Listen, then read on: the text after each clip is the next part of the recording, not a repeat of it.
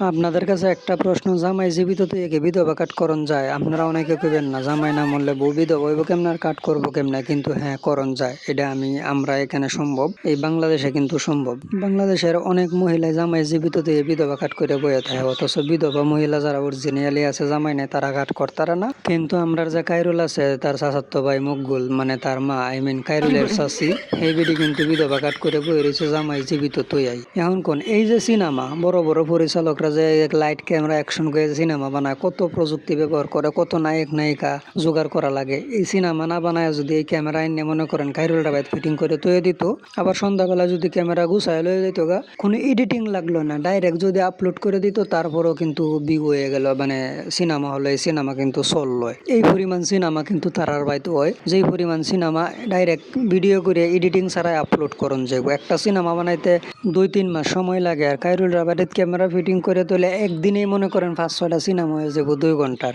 এই পরিমাণ সিনেমা তারার বাড়িতে হয়।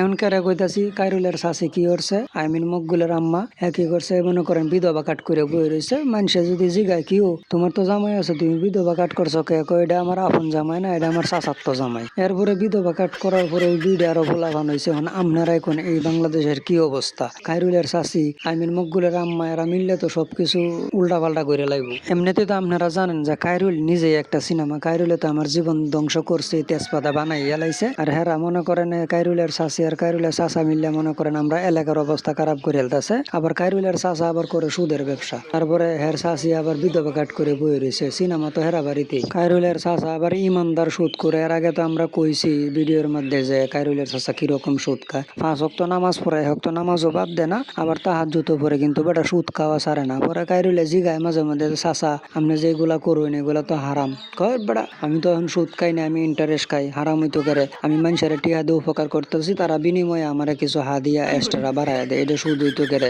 তুই বেটা বাউতাবাজি করস, নতুন নতুন হাদিস আবিষ্কার করস, আমার বললাই হাদিস কস, এইটা কই আরো কাইরুলের দমক মারে। এইটা হয়েছে কাইরুলের চাচা এবং চাচির অবস্থা আর কি।